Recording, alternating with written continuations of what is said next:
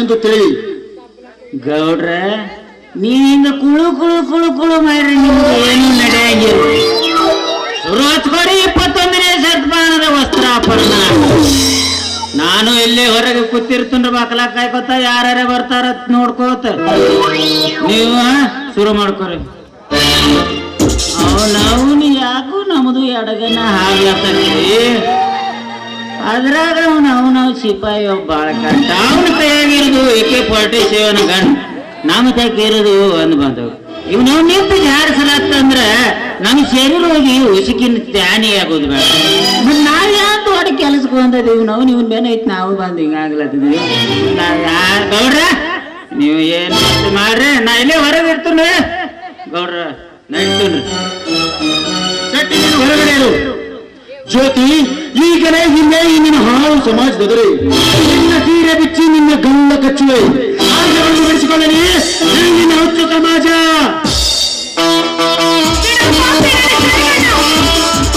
ಜ್ಯೋತಿ, ನನ್ನ ಕಣ್ಣುಗಳಲ್ಲಿ ಕುಕ್ಕುತ್ತಿದೆ ಈ ನಿನ್ನ ಸೀರೆ ಒಳಗಿನ ಸೌಂದರ್ಯ. ಬಾ ಜ್ಯೋತಿ, ಬರುಣಾದ ಭೂಮಿ ಅಂತಿರುವ ಈ ನಿನ್ನ ಗಲ್ಲಕ್ಕೆ ಒತ್ತಿನ ಮಳೆಗಡೆ ಬಾ.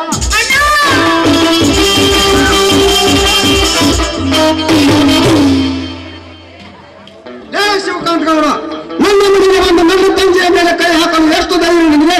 ದೊಡ್ಡ ಶಶಾಂಕ್, ದೊಡ್ಡಿನ ಧೈರ್ಯ ಹೊಂದಿದ್ದರೆ ಈ ಜಗತ್ತಿನಲ್ಲಿ ಏನು ಬೇಕಾದರೂ ಮಾಡಬಹುದು, ಎಲ್ಲಿ ಬೇಕಾದರೂ ಹೋಗಬಹುದು. ಶಿವಕಾಂತ್ ಗೌಡ, ನೀನು ಪಾಪದ ದೇಹ ಹೊತ್ಕೊಂಡು ತಿರುಗ್ತಾ ಇದೆಯಾ? ಆ ನಿನ್ನ ಪಾಪದ ದೇಹದ ಸುತ್ತಲೂ ಸುತ್ತ ಇರುವುದು ಧರ್ಮ ಎಂಬ ಪ್ರಳಯದ ಗಾಳಿ. ಆ ಗಾಳಿಯೇ ಮೋಡ ಕವಿದು ಸುರಿಯುತ್ತಿದೆ ನ್ಯಾಯವೆಂಬ ಮಳೆ. ಆ ಮಳೆಯಲ್ಲಿ ಸುಳಿಯುತ್ತಿದೆ ನೀತಿ ಎಂಬ ಸುಳಿ. ಆ ಸುಳಿಯಲ್ಲಿ ನೀನು ಸಿಕ್ಕು ಸಾಯಿವೆ ಎಂಬ ಮೇಲಾದರೂ ಇದರ ಅರ್ಥ ನೀನು ತಿಳಿ. ನ್ಯಾಯ, ನೀತಿ, ಧರ್ಮ.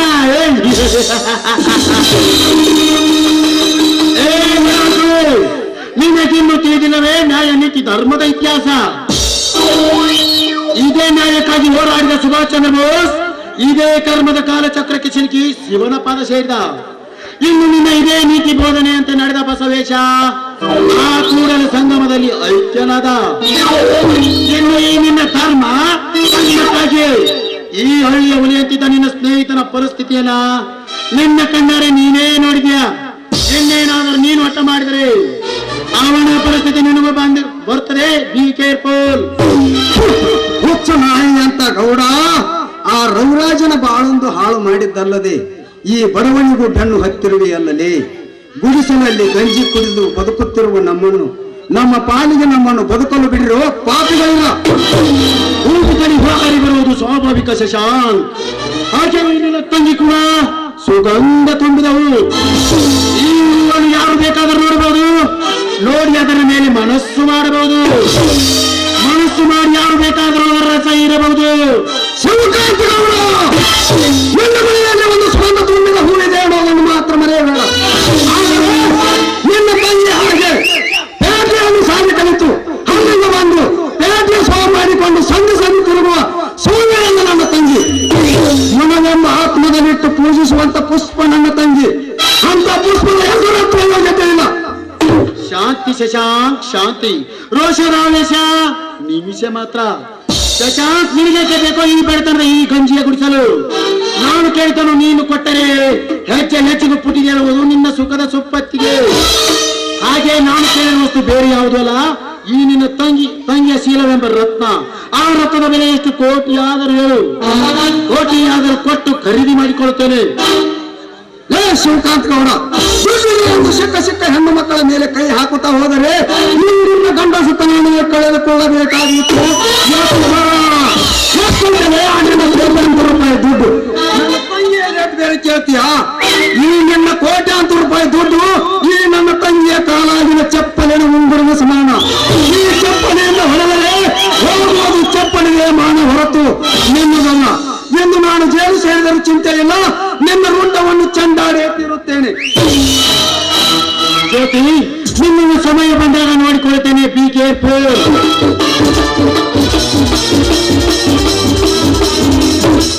ಹೇಳಿ ಅಂತ ಓಡಿ ಹೋದರೆ ಬಿಡುಗಡೆಂದಿತ್ತು ಲೇ ಗೌಡ. ತಂಗಿ, ನಾವು ಅಂಜಿ ನಡೆದರೆ ಗಂಜಿಗೂ ಗತಿ ಇಲ್ಲದ ಹಾಗೆ ಮಾಡಿಬಿಡುತ್ತಾರಮ್ಮ ಈ ಹುಚ್ಚ ಹುಚ್ಚು ಸಮಾಜದ ಜನರು. ಅಂದು ಕಾರ್ಗಿಲದಲ್ಲಿ ಕ್ರಾಂತಿಕರ ನೀಡಿದ ಹಾಗೆ ಎಂದು ನಡೆಯಲಿ ಇಲ್ಲಿ ಬಡವರ ಬಂಡಾಯ ಎಂದು ಹೋಗಿ ನಾನು ಆ ಗೌಡನ ಶಿರಚ್ಛೇದನ ಮಾಡದಿದ್ದರೆ ಈ ಸಂಗೊಳ್ಳಿ ರಾಯಣ್ಣ ಹುಟ್ಟಿದ ಕನ್ನಡ ನಾಡಿನ ಮಣ್ಣಿನಲ್ಲಿ ನಾವು ಹುಟ್ಟಿದ್ದು ಸಾರ್ಥಕವೇನಾಯಿತು, ಈ ಸ್ವಾರ್ಥಕವೇನಾಯಿತು. ಇದು ನನ್ನ ಪ್ರತಿಜ್ಞೆ ತಂದು ನನ್ನ ಪ್ರತಿಜ್ಞೆ.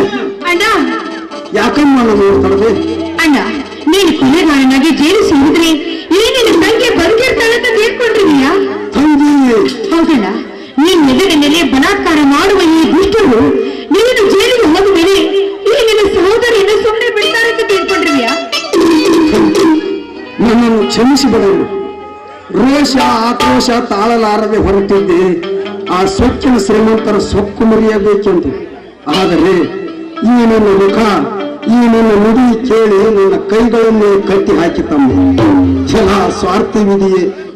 ನಾನೇನು ಅನ್ಯಾಯ ಮಾಡಿರುವೆನೆಂದು ಈ ಬಡವಳು ಬೆನ್ನು ಹತ್ತಿರು.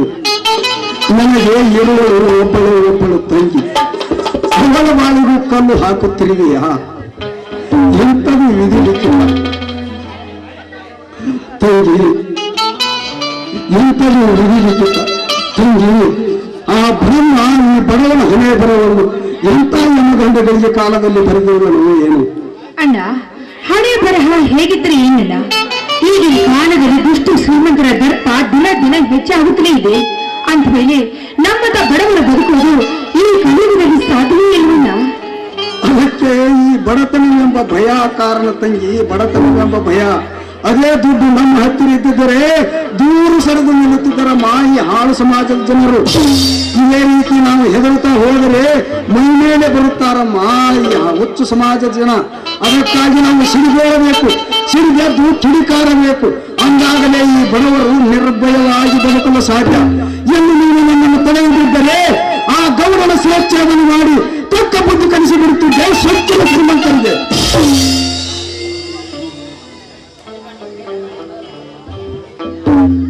ಇದೇನು ಶಶಾಂಕ್, ಇಂದು ನಿನ್ನ ಮುಖದಲ್ಲಿ ಆ ವೇಷದ ರೋಷ ತೋರುತ್ತಿದೆಯಲ್ಲ?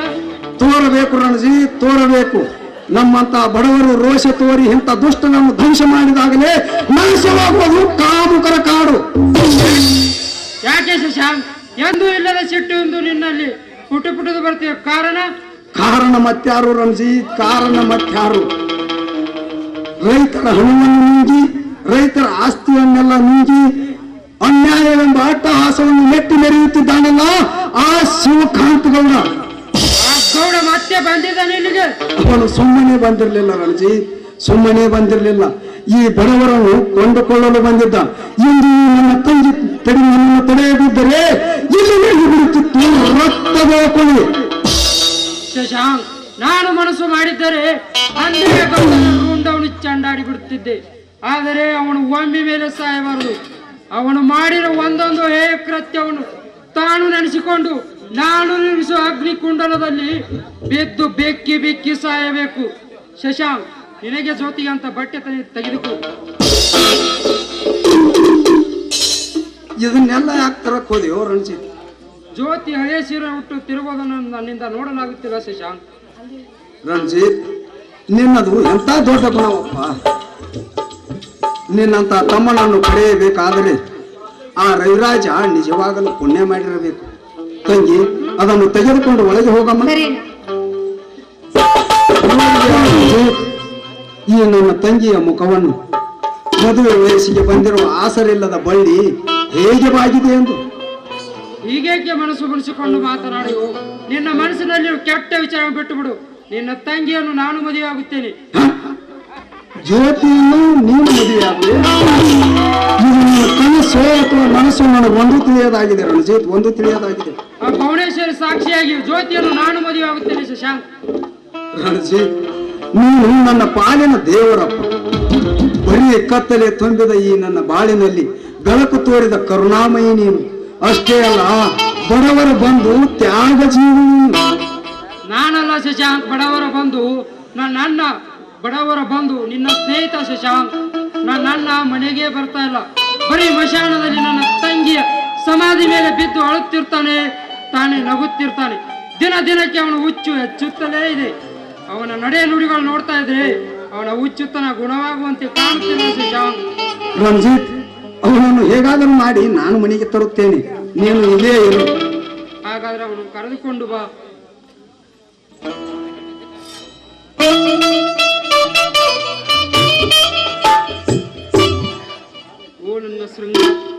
ಓ ನನ್ನ ಪ್ರೇಮ ಕಾಂತಿಯೇ, ಶೃಂಗಾರದ ಶ್ರುತಿಯನ್ನು ಸುರಿಸು.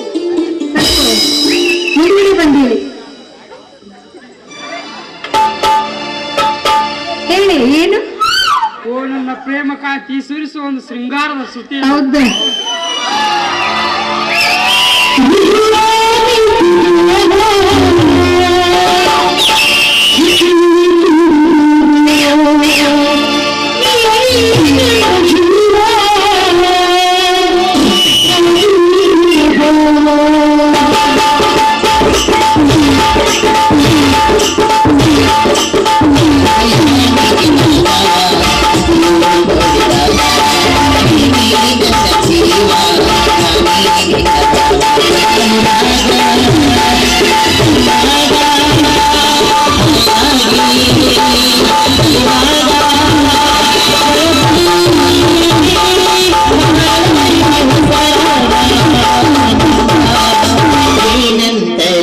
ಜೀವನ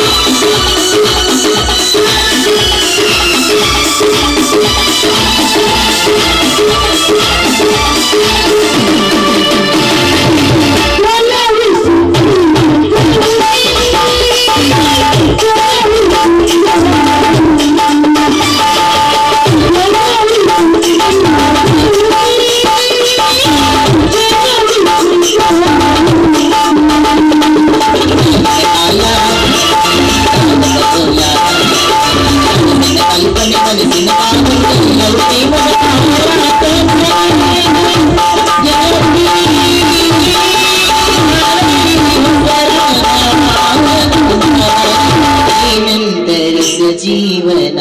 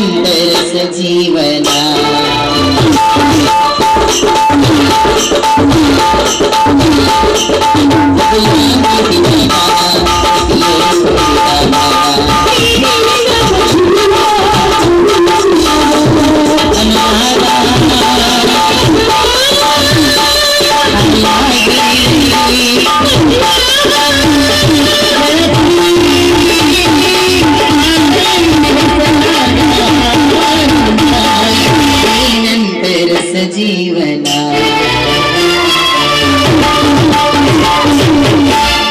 ಹೋಯ್ತು.